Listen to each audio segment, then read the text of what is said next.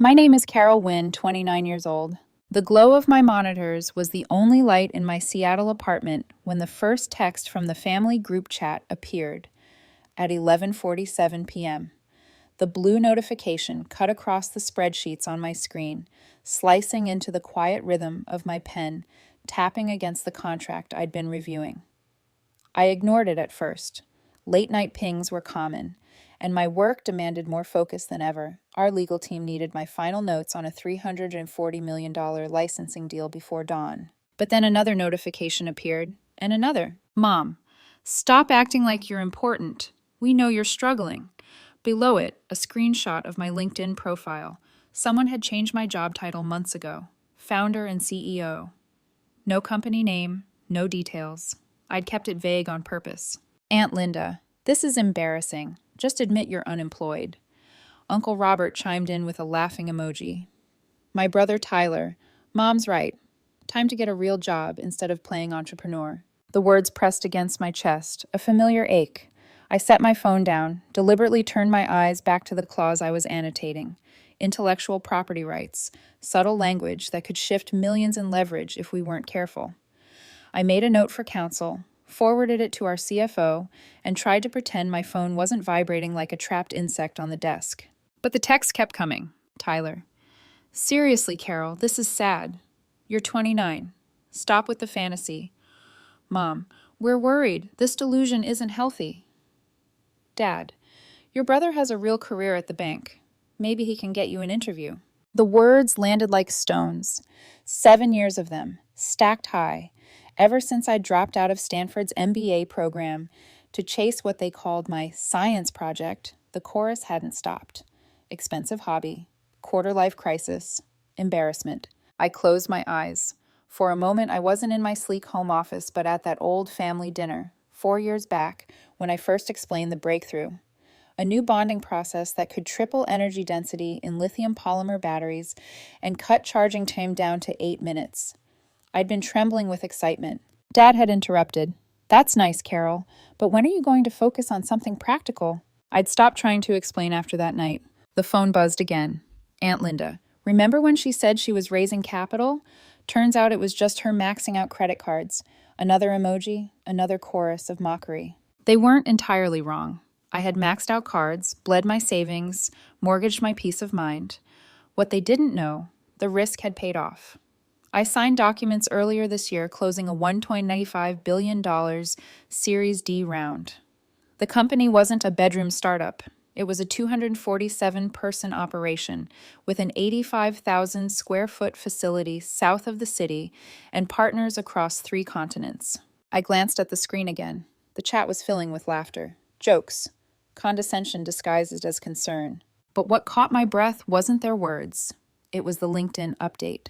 Someone had to manually change that job title. Not just gossip, but action. Who in the family would care enough to poke around in my online presence? Why? The suspicion planted itself like a thorn. I silenced the phone and pushed forward with work. Another contract reviewed. Another email signed. The deal would close by week's end, the 7th major licensing agreement this quarter alone. And yet, alone in my apartment, I remembered the night our first prototype finally held a charge. I'd driven to the lab at midnight, watched the battery cycle without failing, and wept in the parking lot. No one had been there to clap my back or toast champagne. I hadn't called my parents. I knew exactly what they'd say. Call me when it pays rent. Now, at nearly midnight, I sat with their words crawling across my phone like mold. By 12:30, the thread went silent. They must have gone to bed satisfied they'd made their point. I exhaled, set the pen down, and stretched. For a heartbeat, the night was still again. But I was wrong to think it was over. At 6:15 a.m., the phone rang. I let it buzz to voicemail. Seconds later, it rang again. Tyler, then Mom, then Dad, then Aunt Linda, over and over. I was in the middle of a video call with our Japanese partners, discussing the Osaka facility we were opening. Evening on their side, morning on mine. I muted notifications and finished the presentation. The phone lit up again, buzz after buzz vibrating across the desk. Tyler sent laughing emojis. Mom accused me of lying. This is getting pathological, she wrote. I swallowed my irritation and carried on. The call ended. Osaka was greenlit, a $180 million project underway. My watch buzzed with more alerts. And then a different voice. Emily, my sister, who almost never joined the group chat storms. Her name flashed across the screen. I answered immediately. You need to check Forbes, she said. No preamble, no small talk. Why? Just check. Dad's losing his mind. She hung up before I could reply. Confused, I typed Forbes.com into the browser. The homepage loaded, and there it was, center screen. My face, professional headshot taken just 3 weeks ago. The headline, the 29-year-old who solved electric vehicles' biggest problem. My hand froze on the mouse. Beneath, the subheader, Carroll Wynn's revolutionary battery technology has secured $2.8 billion in funding and partnerships with 7 major automotive manufacturers. Forbes, national, irrefutable. The article was thorough. Interviews with investors, automotive CEOs, partners, photos of our facility, our labs, the prototypes lined like trophies. They'd even fact-checked the patents. Years of invisibility crystallized into proof, undeniable and public. My phone began to detonate. Dad calling, Mom calling, Tyler, Aunt Linda. Cousins I hadn't heard from in years. All at once, as if the years of silence had been an illusion. The group chat pinged so fast, I could barely read the words as they rolled upward. The tone was unrecognizable. Aunt Linda, always knew Carol was brilliant. Uncle Robert, so proud of my niece. Jessica, OMG, everyone at my office is talking about you. Tyler, congrats, always believed in you. Mom, we always supported your dreams, honey. I stared at the screen, unblinking. Just hours earlier, they'd called me delusional, unemployed, pathetic. Now, because Forbes had spoken, suddenly they'd always believed. My phone rang again. Dad. This time I answered. Carol, honey, why didn't you tell us? My voice was steady. I tried. For 7 years? Well, you weren't very clear about it. We thought you were just working odd jobs. We thought you were struggling. I quoted Mom's midnight text back at him. Playing entrepreneur in my bedroom. Silence. Then, your mother and I are very proud. We'd love to take you to dinner. Celebrate properly. I'm busy, sir. Come on, don't be like that. Like what? Petty. We're family. I glanced at the Forbes homepage again, at my own face framed by validation that had been 7 years too late. On the other screen, the family group chat pulsed with congratulations, screenshots, exclamation marks. Something inside me hardened. I need to go, I said. I have actual meetings. I hung up. At that moment, a quiet certainty settled in. The only thing that had changed wasn't my worth, my work, or my belief in myself. It was that Forbes had given them something to brag about. Proof they could parade. And somewhere deep down I knew. This wasn't the end of the storm. This was only the eye. The morning light sharpened across my desk, but it didn't feel like morning. It felt like exposure. Forbes had cracked open 7 years of silence, and now every corner of my life was filled with voices that hadn't spoken to me in years. By 7:30 a.m., my phone was a war zone. 47 missed calls, 89 new group chat messages, notifications spilling across every device I owned. Aunt Linda, who hours ago typed embarrassing, now posted, I always knew Carol was special. Uncle Robert, our family genius. Mom, we're so proud, honey. We always believed in you. I scrolled up to reread their midnight ridicule. The hypocrisy was nauseating. I should have laughed, but it only deepened the knot inside my chest. Still, work waited. At 8 o'clock a.m., sharp, I joined the board meeting. Our lead investor leaned across the polished table. Congratulations on the Forbes piece, Carol. Thoroughly deserved. She gave a knowing smile. Though I'm guessing your phone hasn't stopped buzzing. Family, I said simply. She chuckled softly. Let me guess. Suddenly, everyone remembers being supportive. Something like that. The boardroom air was steady, grounded. We discussed the Osaka facility timeline, licensing agreements with 2 additional automakers, exploratory talks with 3 aerospace companies. Numbers rolled off the CFO's tongue. Revenue up 340%, profit margins at 23%, projections climbing toward $890 million for the fiscal year. These were the metrics that mattered. The board trusted me. My team trusted me. The irony was sharp. The people who doubted the most were the ones who had no stake in the work at all. After the meeting, I walked through the lab. My employees looked up from soldering boards, stress testing cells, running simulations. One by one, they smiled. Someone whispered, "Congratulations." And then, almost shyly, a junior engineer produced a small box of grocery store cupcakes. The frosting had melted sideways, and a paper flag stuck in the center read, "We believed first." I almost broke. It was such a simple gesture, so different from the noisy flood of messages on my phone. These were the people who'd sat beside me in freezing warehouses, who'd gone without paychecks when the funding lagged, who'd kept building because they believed. I had to bite the inside of my cheek to keep my voice steady as I said, "Thank you." In the corner of my mind, the question grew louder. Why now? Who had nudged Forbes to move the story this week? The feature had been fact-checked for weeks, but timing was everything. Someone must have tipped them that the family ridicule had reached a crescendo. Later that afternoon, my phone buzzed again. Emily. Her voice was tentative. "So, I guess today's been overwhelming." "That's one word for it." "Carroll, they didn't mean to." "Yes, they did." I cut her off, sharper than I intended. "They meant every word last night, and now they mean the opposite because Forbes published it. That's the problem." Silence. I could hear her breathing. "I just think," Emily said carefully, "maybe you shouldn't throw away family over this." I closed my eyes. I am not throwing anyone away. I'm refusing to pretend their support was there when it wasn't. "You sound hard." "Maybe I learned to be." Her voice cracked. "I wish I'd defended you more. I saw how they treated you, and I stayed quiet. I'm sorry." For a moment, the armor inside me loosened. Emily had never mocked me directly, but she hadn't stopped them either. Her silence had been its own kind of wound. "I know," I said quietly, "but thank you for saying that now." She hesitated. "Tyler's been asking questions about your deals. Which automakers? Which terms? It's strange." A cold chill traced my spine. "Why?" "He said something about bank clients, opportunities. I don't know. Just be careful." I thanked her, and when the call ended, I sat staring at the walls of my office. Tyler, fishing for deal information? He hadn't cared for years. Now suddenly he wanted to know which partners we had.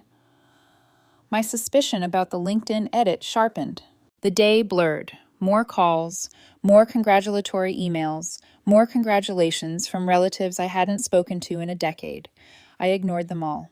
By evening, the phone rang again, but this time it wasn't family. "Hello, this is Alexandra Morrison from Good Morning America." The voice was crisp, professional. "We'd love to have you on the show this Friday to discuss your Forbes feature and your revolutionary battery technology." I hesitated. "This Friday?" "Yes, we'd cover travel and accommodations. Our audience would be inspired to hear your journey. A young woman, dismissed, doubted, and now changing an entire industry." I pictured the segment in my head. A neat montage of my struggles, edited into a 30-second inspirational clip, followed by a glossy shot of the facility. A narrative where my family's cruelty became a charming footnote, a bump on the road to greatness. The truth twisted into palatable television. "My journey," I repeated softly. "Yes," she said warmly. "Your perseverance, your vision. America needs that story." I forced my voice steady. "Let me check my schedule and get back to you." "Of course, I'll email the details. We'd be honored to have you." When the call ended, I stared at my phone for a long time. Good Morning America, national television, a stage I couldn't have imagined during the nights I cried over failed prototypes in an empty lab. But beneath the glow of possibility, suspicion pulsed. Why had they contacted me today? Why so fast after Forbes? Someone must have pitched them. And the way Alexandra phrased it, dismissed, doubted, family didn't believe. Those weren't details Forbes emphasized. They sounded fed to her. My hand hovered over my phone. I opened the family group chat, where hundreds of new messages screamed pride and celebration. My thumb hovered over the keyboard. I drafted, "I appreciate your congratulations, but where were you last night? Where were you the last 7 years?" The cursor blinked. I deleted the message, drafted another, deleted again. Finally, I locked the phone and set it face down. The blinking cursor on my laptop screen felt like a metronome for anger. Somewhere between last night's insults and today's applause, I knew something had shifted. The validation they craved wasn't me. It was proximity to a story they could retell at their country clubs, their offices, their dinner parties. And Tyler's questions about the deals, those weren't curiosity. They were angles. I leaned back in my chair, heart pounding. For 7 years, I'd been underestimated. Today, for the first time, I realized the more dangerous risk: being used. Mom's voice was syrupy over the phone. "Sweetheart, let's have dinner. A family celebration. You deserve it." I almost laughed. Last night I was delusional. Today I was a trophy. Against my better judgment, I agreed, on one condition: neutral ground. 1 hour, no surprises. The restaurant they chose was anything but neutral. A chandeliered dining room with white linen, crystal glasses, and a too-perfect table set for 10. Aunt Linda had gone overboard. Place cards with my name scrolled in gold ink, a printed menu titled "A Proud Family Dinner." The irony stung. They rose when I arrived, all smiles, arms open. Mom kissed my cheek, eyes glistening with practiced tears. Dad clapped my shoulder, murmuring, "We're so proud." Tyler hugged me tight, his cologne sharp, his grin brighter than the chandelier. The waiter poured champagne before I'd even sat down. "To Carroll," Aunt Linda declared. "Our shining star."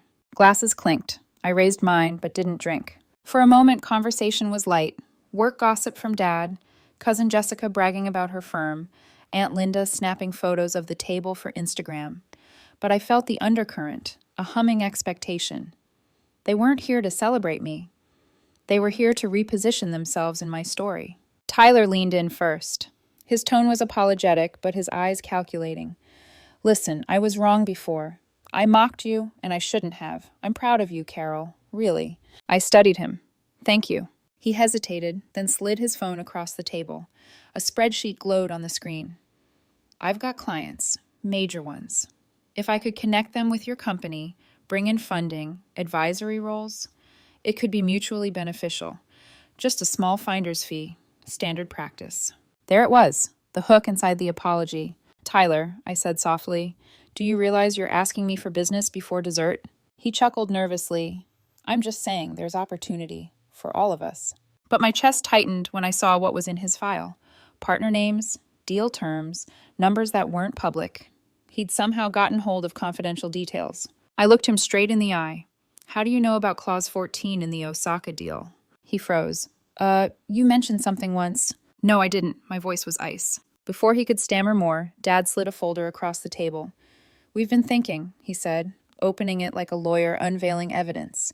Inside was a typed document titled Family Partnership Framework. I scanned quickly.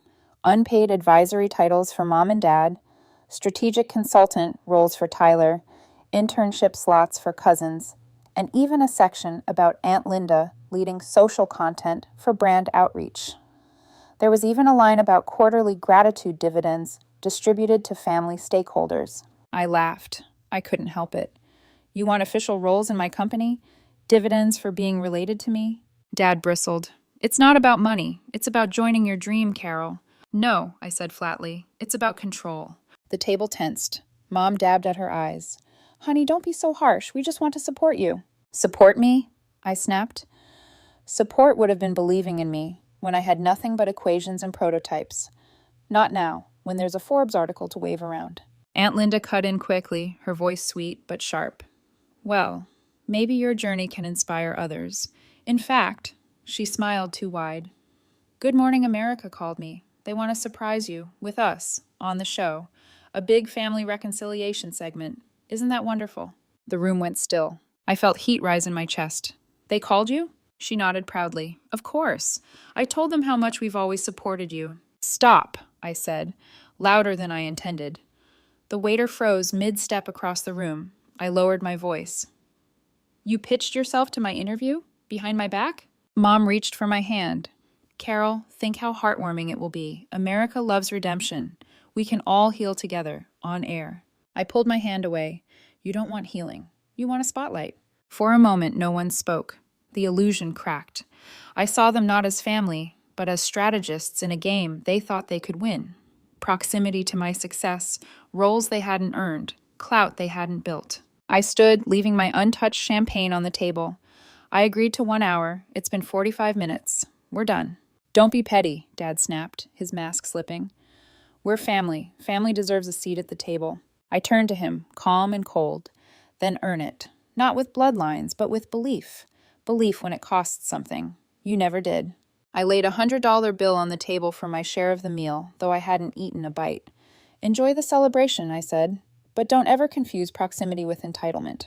I walked out before they could stop me, my heels clicking hard against marble. The air outside was cooler, sharper, real.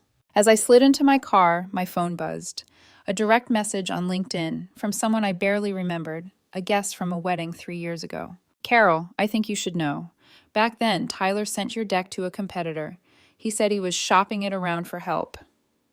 I didn't think it was my place, but after seeing Forbes today, I feel you should know.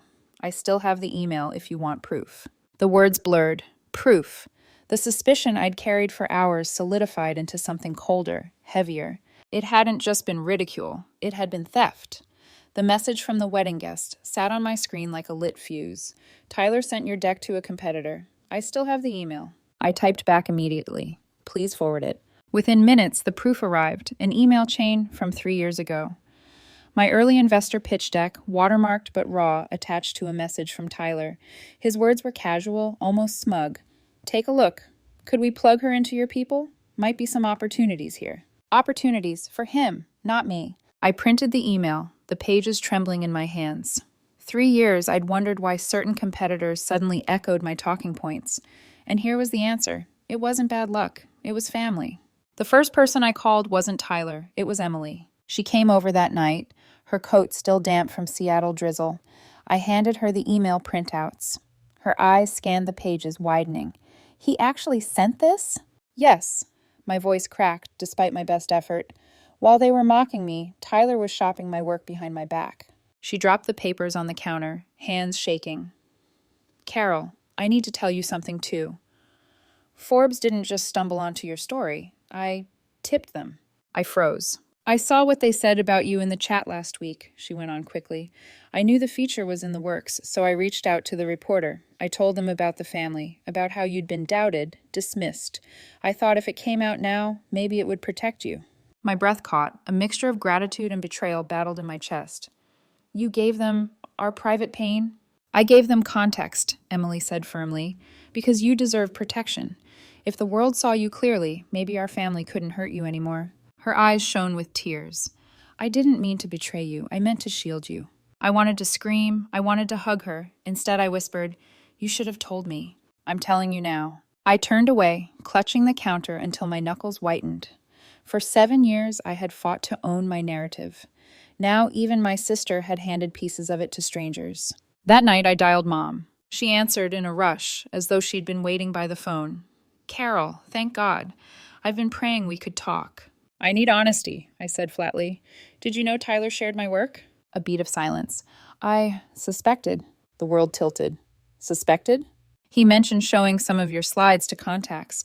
I thought he was just networking for you, trying to help. I didn't realize. You didn't realize he was stealing from me? Her voice broke. I thought he was opening doors you refused to open.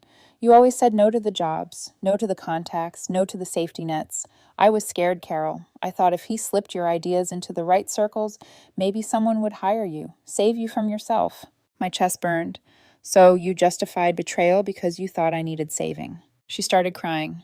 I only wanted you safe. I hung up before her apologies could curdle into excuses. The next day, I confronted Tyler in person. He met me at a cafe, casual as ever, tie loosened, phone face up beside his latte. When I laid the email printouts on the table, his smirk faltered. You forwarded my deck to competitors. He glanced at the papers, then back at me. I was trying to open doors. For who? Them or you? Carroll, everyone shops decks. It's how you get traction. I figured if they saw your work, they'd bring you in. And I'd get a finder's fee. Standard. My voice shook. You sabotaged me for money. He leaned forward, lowering his tone. Don't be dramatic. Look, it didn't even hurt you. You're worth billions now. It worked out. I wanted to throw this coffee in his face. Instead, I held his gaze. You don't get to decide what betrayal is worth. You don't get to gamble my life's work for pocket change. Tyler rolled his eyes. You're acting like this is life and death. It's business. No, I said, my voice cutting through the hum of the cafe. It's trust, and you burned it. He shifted uncomfortably. You're going to ruin family over this? Over an old email? You ruined family, I said coldly, 3 years ago. He didn't answer. That afternoon, the fallout began. Our Osaka partners called, their voices taut. They'd heard whispers. rumors about my company's leaky IP culture, concerns about confidentiality. Is it true, one executive asked, that sensitive material has circulated without clearance? My stomach dropped. The whispers were already spreading. Tyler's betrayal wasn't just personal, it was professional risk, potentially catastrophic. I promised them swift clarity, hung up, and sank into my chair. Later that night, I drafted 2 statements. One was surgical, precise. It outlined our confidentiality policies, reinforced our legal protections, and hinted at unauthorized sharing without naming names. It was clean, professional, defensive. The other was scorched earth. It exposed Tyler by name, included the email chain, and would annihilate any pretense of family unity. It would also satisfy the rage pulsing in my veins. The cursor blinked between them. As I sat there, my phone rang again. Nana. Her voice was thin but steady when I answered. Carroll, darling, I heard about the article. I heard about the dinner. I closed my eyes. It's all falling apart, Nana. She chuckled softly. No, it's all falling out. Truth has a way of doing that. I told her about Tyler, about the emails, about the choice between silence and exposure. She sighed. Tell the truth that builds, not the truth that burns. But if I protect him, protecting him isn't the same as protecting yourself. Ask which truth makes you stronger tomorrow. That's the one you choose. When the call ended, I stared at the 2 drafts again. The cursor blinked, patient and merciless. I realized the real decision wasn't about Tyler. It was about me, who I wanted to be when the dust settled. The studio lights were blinding, hotter than any boardroom spotlight, sharper than the glow of my monitors at 3 a.m. A makeup artist dabbed powder across my forehead, murmuring, "Just breathe." But my chest was already tight. The Good Morning America producer leaned in before the segment. Remember, we'll focus on the breakthrough, your journey, and, if you're comfortable, your family's support. Her smile was practiced, coaxing. It'll be powerful. I stared at her. There won't be a surprise reunion, will there? Her smile froze. Of course not. But I already knew someone had pitched that idea. Aunt Linda, Mom, maybe both. I'd made it clear, if they tried to ambush me, I'd walk off the set live. That seemed to have scared them enough to back down. When the cameras rolled, the anchor's voice boomed. She's the 29-year-old who solved one of the biggest challenges in electric vehicles. Please welcome Carroll Wynn. Applause. My name echoed across America's living rooms. The questions came, brisk and gleaming. The science, the funding, the impact on the automotive industry. I answered cleanly, keeping focus on the work, the team, the mission. Then the anchor tilted her head. Your Forbes profile mentioned doubt. People close to you who didn't believe. How did you handle that? For a moment, silence rang louder than applause. My throat tightened. I thought of Tyler's email, Mom's excuses, Emily's confession, 7 years of ridicule, and Nana's words. Tell the truth that builds, not the truth that burns. So I said, doubt is real. Sometimes it comes from strangers. Sometimes from the people you love most. What I learned is that you can't live waiting for others to validate you. You protect your vision, you protect your heart, and you keep building. The people who truly believe, those are the ones who walk with you when there's nothing to brag about. The anchor nodded, satisfied. The audience applauded again. I didn't name names. I didn't expose the betrayal, but the truth was there, between every word. When the segment ended, I stepped out into the cool Manhattan air. Emily was waiting by the exit with 2 coffees, her scarf fluttering in the wind. She hugged me tight, whispered, "You were perfect." I believed her. For once, I let myself believe her. That afternoon, I released my official statement. Not the scorched earth draft, but the surgical one. It outlined our confidentiality protocols, announced new legal safeguards, and drew a boundary. Effective immediately, no roles, opportunities, or access will be granted to individuals based on personal relationship, professional merit only. No names, no blame, but Tyler and everyone else would read between the lines. Privately, I had my lawyer send him a letter, acknowledgement of the forwarded deck, a non-disclosure agreement he'd be required to sign, and a reminder that further breaches would trigger litigation. No more shadows, no more family loopholes. Back in Seattle, the Osaka partners called again. We respect how swiftly you clarified matters, the executive said. The deal continues as planned. Relief pulsed through me like oxygen. The work was safe. That night, I opened the family group chat. I pinned the same statement I'd given the press. Professional. Impersonal. unassailable. The responses came fast. Dad, this is unnecessary, Carroll. Aunt Linda, of course, boundaries, we respect that. Mom, honey, please, don't push us out completely. We love you. Tyler, no message, just his digital signature on the NDA, sent to my lawyer. I sat with the phone in my hand, feeling the tremor of all that had cracked open. Later, I drove to the facility. At dusk, the glass walls glowed amber, machines humming like an orchestra. I walked past the labs, past the engineers in their safety glasses, past the prototypes lined up like quiet revolutionaries. At my office desk, I taped a scrap of paper above the monitor. Nana's words, scrawled in my handwriting, tell the truth that builds, not the truth that burns. It wasn't absolution, it wasn't forgiveness, it was a compass. Weeks later, the noise settled. The family chat quieted to the occasional meme or passive-aggressive holiday plan. Aunt Linda posted online about our brilliant niece, but the frenzy had cooled. Tyler kept his distance, bound by silence. Dad retreated into brusque politeness. Mom tried, haltingly, to speak without agenda. And Emily, she kept showing up, coffee in hand, eyes steady.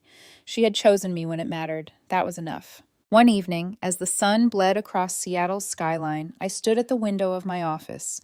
Planes traced lines above the city, and for the first time in years, I felt lighter. 7 years of being dismissed. 7 years of carrying the weight of invisibility. Then one article, one headline, one spotlight, and suddenly I was visible.